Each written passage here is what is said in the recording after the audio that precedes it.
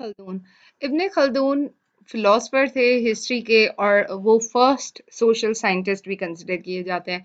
इब्ने Khaldun ने तीन बहुत ही इम्पोर्टेंट या सिग्निफिकेंट कंट्रीब्यूशन दी है सोशल साइंसेज में। उन्होंने बेसिक एजुकेशन अपने फादर से हासिल की, जो कि बहुत रिनॉन्ड स्कॉलर थे, और वो बहुत ज़्यादा इंटरेस्टेड थे कि ट्रेडिशन, ग्रामर, पोइट्री, लैंग्वेज और लॉ में। उन्होंने फिलॉसफी पढ़ी, थियोलॉजी, लॉजिक और अदर इस्लामिक सब्जेक्ट्स को बहुत डीपली और बहुत डेप्थ में पढ़ा। उन्होंने कुरान सीखा, हिफ्ज़ कुरान किया। इब्न खल्दून जो है वो फ़िक़्ह और नहू, हदीस, रिटॉरिक, पोएट्री और फिलॉसफी के एक्सपर्ट कंसिडर किए जाते हैं। उनके मुताबिक जो एजुकेशन है वो उन्होंने जो प्रोसेस डिस्क्राइब किया है पर्सपेक्टिव ऑफ सोसाइटी की डेवलपमेंट के, कि उन्होंने कहा कि जो सोसाइटी की डेवलपमेंट है वो एजुकेशनल प्रोसेस के साथ ही हो सकती है। और उन्होंने जो थ्योरी ऑफ एजुकेशन दी है उसको वो इस्लामिक सोसाइटी, और उन्होंने ज़्यादा जो फोकस किया है एजुकेशन को वो रिलीजियस पॉइंट ऑफ व्यू से किया है, एथिकल पॉइंट ऑफ व्यू से किया है। और उन्होंने सेम चीज़ें हाईलाइट की हैं कि आप जो चीज़ भी पढ़ते हैं उसका सोशियोलॉजिकल पॉइंट ऑफ व्यू भी देखें, कि जो सोसाइटी है उसको आप सेम तरह से लेके चलें। कोई इस्लाम है, रिलीजन है, कोई भी चीज़ है वो इस सोसाइटी में किस तरह से है, उसकी प्रैक्टिकल एप्लीकेशन किस तरह से है। जो इनकी बहुत ही मशहूर जो बुक है दी मुकद्दमा, उन्होंने अपनी ऑटोबायोग्राफी भी लिखी है जिसमें उन्होंने सिस्टमैटिक ट्रीटमेंट दी है कि फिलॉसफी जो हिस्ट्री है उसकी फिलॉसफी के बारे में बताया है। और उन्होंने ना सिर्फ फिलॉसफी के बारे में बताया, और उन्होंने साथ साथ इस चीज़ को भी बताया कि जो स्टेट है, जो सोसाइटी है और एजुकेशन है, उन तीनों के एस्पेक्ट्स को भी ज़ेर गौर रखा है। उनके मुताबिक जो थिंकिंग एबिलिटी है ह्यूमन बीइंग की, वो स्पेशल गिफ्ट है खुदा की तरफ से, और हर इंसान की ये ज़रूरत फ़ील करता है कि वो पैदा जब हुआ है तो डेफ़िनेटली वो दूसरों से डिफरेंट है।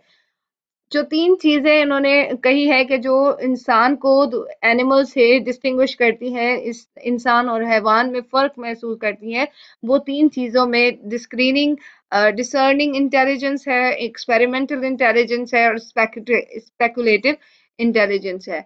डिसर्निंग इंटेलिजेंस वो है जिसमें आप चीज़ों को ऑर्डर में रखते हैं, और एक्सपेरिमेंटल जो इंटेलिजेंस है उसमें आपको वो चीज़ इनेबल करती है कि कोई चीज़ अगर है तो आप उसका ओपिनियन और उसको रूल्स और उनको किस तरह से उस चीज़ को कंडक्ट करते हैं, वो आपकी एक्सपेरिमेंटल है। स्पेकुलेटिव इंटेलिजेंस वो है जिसमें आप किसी भी चीज़ को, जनरल आइडियाज़ को सोचते हैं और समझते हैं according to classes, according to species, according to their primary and secondary causes. For example अगर कोई चीज़ है तो उसके पीछे रीजंस क्या है। इब्ने खल्दून ने जो नॉलेज अटेन की है उसमें उन्होंने अगेन वही बात की कि ये नेचुरल अर्ज है ह्यूमन बीइंग की। आप जो एजुकेशन है, जो नॉलेज है, वो हर एक के लिए ज़रूरी है। क्यों? और ये जो एजुकेशन है वो इसलिए ज़रूरी है कि वो आपको पावर देती है किसी भी चीज़ को रीज़न करने के लिए, रीजनिंग के लिए, थिंकिंग के लिए। Without thinking human being is as equals to animal. तो अगर आप अपने आप को थोड़ा चेंज करना चाहते हैं, अगर आप अपने आप को पहचानेंगे, तो आपके लिए नॉलेज हासिल करना बहुत ज़रूरी है। इन्होंने इस चीज़ पे इनका जो फ़ोकस था, इनका बिलीव था कि जो रियलिटी है वो सिर्फ़ आपको चीज़ों को समझने के बाद ही आएँगी। जो रेवलेशन है उसको इंटेलेक्चुअली चीज़ों को समझें, और जो जिस तरह से फिलॉसफर्स कहते हैं कि आप रैशनली चीज़ों को समझेंगे तभी आप रियलिटी तक जा सकते हैं।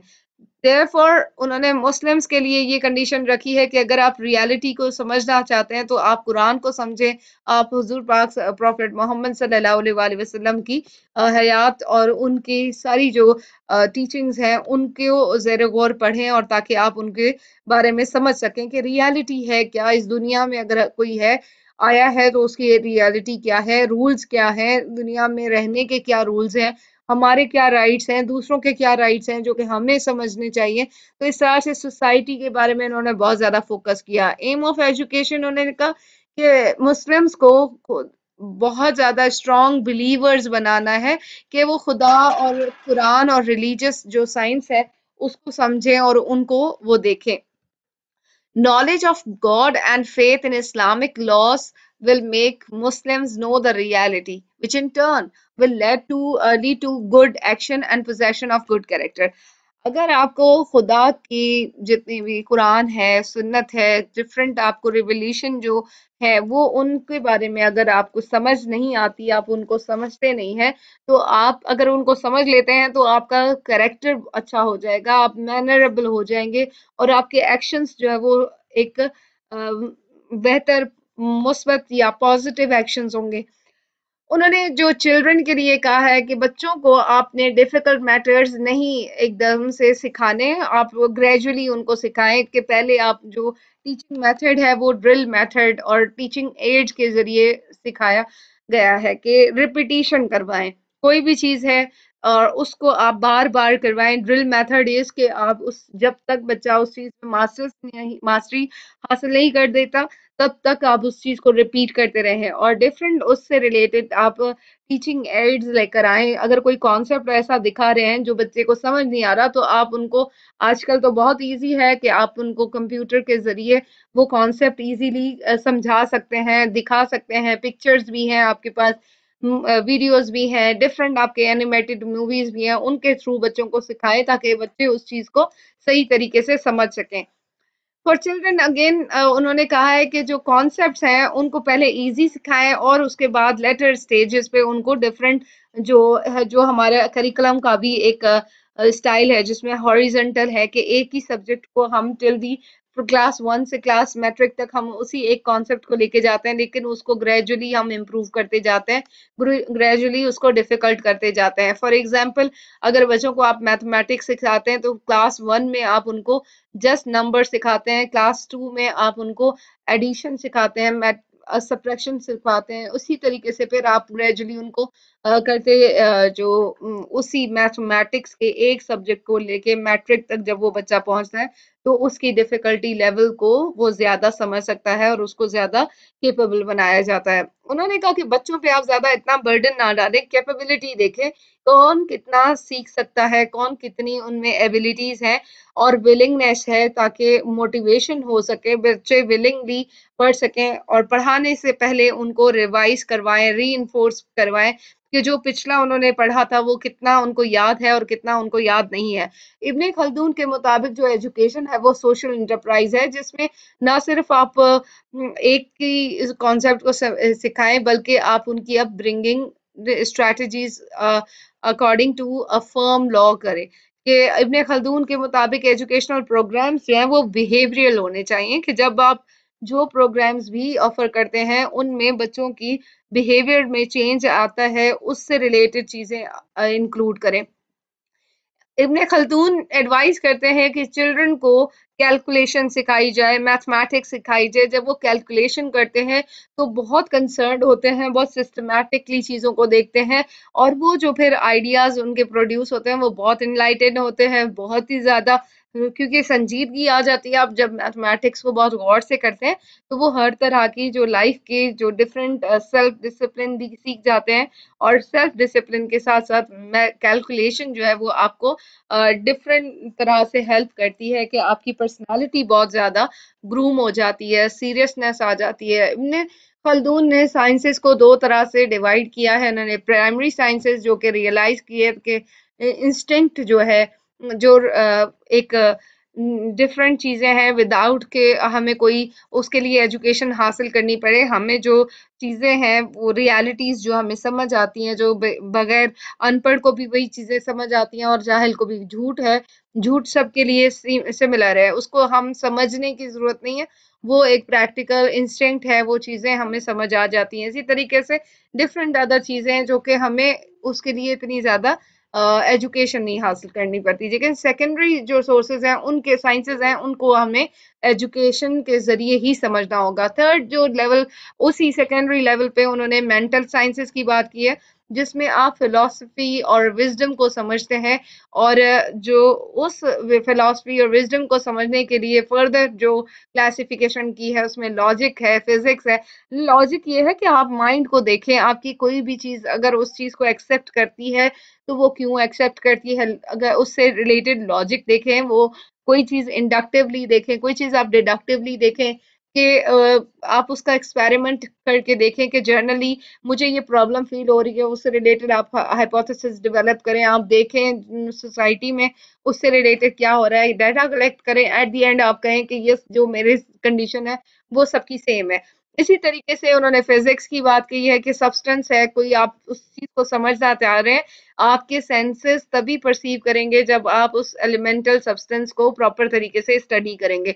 मेटाफिजिक्स जिसमें हम स्पिरिचुअल और मेटाफिजिकल मैटर को समझते हैं कि कोई चीज अगर है तो उसके पीछे रियलिटी क्या है, अगर कोई चीज एग्जिस्ट करती है तो उसके पीछे रीजंस क्या हैं, उसके सोर्सेस क्या हैं। मेजरमेंट की बात की है कि आप मेजरमेंट करके करते हैं किसी भी चीज को समझने के लिए, जैसे हमने मैथमेटिक्स की इन्होंने बात की कि आप मैथमेटिक्स बच्चों को सिखाएं, और मेजरमेंट भी बहुत इंपॉर्टेंट है कि कौन सी चीज को किस तरह से आप डिस्टिंग्विश करेंगे कि कोई चीज अगर बराबर आप एक्सचेंज करते हैं, क्योंकि ये सोशल साइंटिस्ट थे तो उन्होंने कहा सोसाइटी में जब आप ट्रांजैक्शंस करते हैं, जब आप कंज्यूमर और प्रोड्यूसर होते हैं, तो वो किस बेस पे आप इक्वल चीजों को कैलकुलेट और मेजर कर सकते हैं। फर्दर इन्होंने जो क्लासिफाई किया है बच्चों की जो अपब्रिंगिंग के लिए, वो तीन तरह से है। साइकोलॉजिकल इंफॉर्मेशन जिसमें हम बच्चों की एजुकेशन से रिलेटेड जो लर्निंग थीरीज हैं, डिफरेंट हमारे जो मोटिवेशनल थियरिस्ट हैं उन्होंने क्या किस तरह से लर्निंग थीरीज जो दी है, जिस तरह से पैवलव ने दिए हैं, हमें स्किनर की थीरी नजर आती है, हमें जॉन डी की नजर आती है, उन सब ने डिफरेंट डिफरेंट थीरीज दी हैं। और उन्होंने ये कहा है, किसी ने ये कहा है कि रिपीटेशन के साथ, किसी ने कहा है कि आप ट्रायल एंड एरर के साथ सीखते हैं, कोई ये कहते हैं कि आप बच्चे को जब प्रैक्टिकल करवाते हैं तब सीखते हैं, तो ये डिफरेंट बच्चे डिफरेंट तरह से सीखते हैं। तो साइकोलॉजिकल इंफॉर्मेशन होना बहुत जरूरी है बच्चों के लिए। फिर हिस्टोरिकल इंफॉर्मेशन होनी चाहिए कि डिफरेंट कंट्रीज में डिफरेंट तरीके से किस तरह से सिखाया जाता है, डिफरेंट जो कंट्रीज हैं वो बच्चों को किस तरह से अपब्रिंग कर रहे हैं, उनको एजुकेट कैसे कर रहे हैं। प्रैक्टिकल इंस्ट्रक्शन की बात है कि आप ये आइडेंटिफाई करें रूल्स को कि जो पेरेंट्स हैं और टीचर्स हैं वो कुछ रूल्स हैं जो कि फॉलो करना चाहिए। वो रूल्स क्या है कि education should be taken gradually in order to be useful. आप एकदम से ये नहीं कहेंगे कि बुक पूरी की पूरी पढ़ ले, आप थोड़ा थोड़ा सा बच्चों को पढ़ाएंगे। डिफरेंट साइंसेस हैं वो पढ़ाने चाहिए डिफरेंट टाइम्स में। वो बच्चे जो किसी एक स्पेसिफिक साइंस में स्पेशलाइज कर जाते हैं, एफिशिएंटली उस चीज को कर देते हैं, तो now they are ready to learn another easily. वो जब पहले को सीख लेंगे तो definitely they will go for go forward for another sciences or another topic. Process of education should be done permanently or within fixed periods so that children would not forget that they had learned.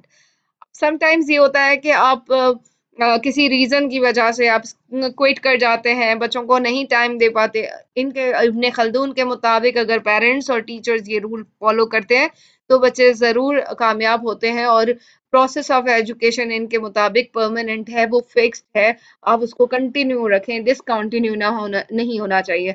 Being hard with students would lead to negative results such as आप बच्चों को week कर देते हैं, उनका एंथुसिज्म खत्म हो जाता है, वो लेजी पड़ जाते हैं, वो उस चीज को उनमें कैपेसिटी होती है, लेकिन हमारी जो बिहेवियर्स हैं, हार्श बिहेवियर्स हैं, उनकी वजह से वो डिसऑनेस्ट हो जाते हैं, विकेटनेस आ जाती है उनमें, वो चीटिंग करने स्टार्ट हो जाते हैं।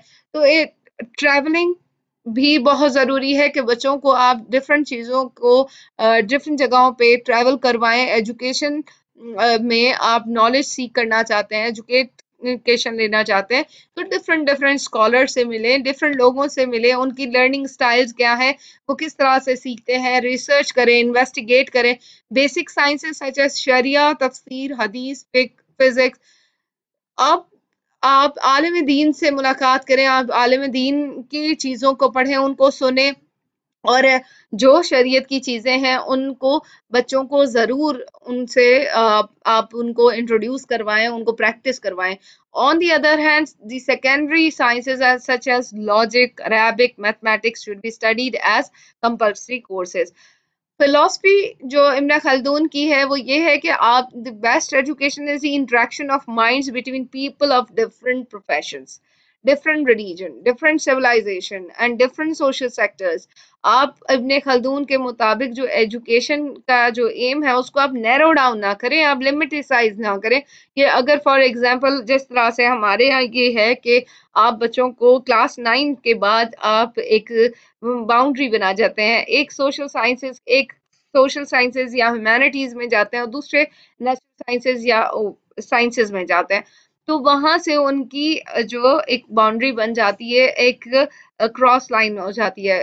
इब्ने खल्दून के मुताबिक आप हर तरह की एजुकेशन हासिल करें, आप डिफरेंट चीजों को लेके साथ पढ़ें और ताकि आपकी मास्टरी हो हर एक सब्जेक्ट में। इब्ने खल्दून ने फिलॉसफी जो चाइल्डहुड के लिए बयान की है उसमें यह है कि आप प्रैक्टिस करें, ऑब्जर्व करें, इंडिविजुअल डिफरेंसेस को देखें कि हर एक इंडिविजुअल की जो मेंटल एबिलिटी है, जो इंटरेस्ट है, वो दूसरे से डिफरेंट है।